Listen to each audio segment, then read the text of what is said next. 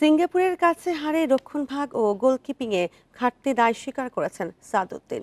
সামনের ম্যাচে উন্নতির প্রতিশ্রুতিও দিয়েছেন। অন্যদিকে প্লেমেকিং ভূমিকায় গোল করে অবদান রাখার চেষ্টার কথা জানান মুরসালিন। এদিকে সোশ্যাল মিডিয়ায় সুমিত সামজা লিখেছেন, ফলাফল হতাশার হলেও দল নিয়ে গর্বিত তারা। জাতীয় স্টেডিয়ামে রেকর্ড দর্শক, প্রত্যাশা বাড়িয়ে সিঙ্গাপুরের কাছে পরাজয়। রক্ষণে ঘাটতি ভুগিয়েছে ডি বক্সে সাদউদ্দিনের ভূমিকা প্রশ্নবিদ্ধ। রক্ষণভাগে দায় স্বীকার করে দুর্বলতা কাটিয়ে ওঠার প্রতিশ্রুতি সাদের।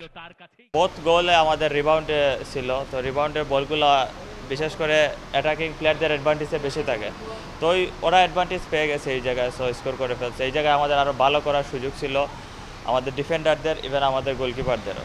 তো আশা করি নেক্সট ম্যাচে আমাদের এটা ওভারকাম করব। যদি হামজা ড্রপ করে হৃদয়কে তখন পারফেক্ট নাম্বার 9-এর অভাব, উইঙ্গার মিডফিল্ডারকে স্ট্রাইকিং জোনে খেলাতে হয়। ফিনিশিং নিয়ে ভোগান্তি প্রতি ম্যাচেই পোড়ায় বাংলাদেশকে। সিঙ্গাপুরের কাছে হারের পর আবারও ফরওয়ার্ডরা কাঠগড়ায়। আমরা চান্সের উপর চান্স ক্রিয়েট করেছি, বাট স্কোর করতে পারিনি, এটা আমাদের ব্যর্থতা। আর আশা করি এটার দিকে আমাদের ফোকাস দিব নেক্সটে।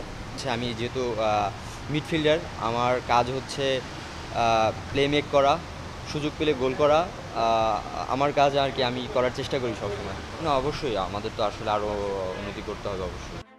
ম্যাচের পর সোশ্যাল মিডিয়ায় পোস্ট দিয়ে সুমিত জানিয়েছেন, প্রথমবার বাংলাদেশের প্রতিনিধিত্ব করে রোমাঞ্চিত। প্রত্যাশা পূরণ না হলেও এই দলের অংশ হতে পেরে গর্বিত। হামজা বলেছেন, ফলাফল হতাশার, তবে দল ও জাতি হিসেবে গর্বিত। ইতিবাচক থেকে কাঙ্ক্ষিত লক্ষ্যে পৌঁছানোর প্রত্যয় তার।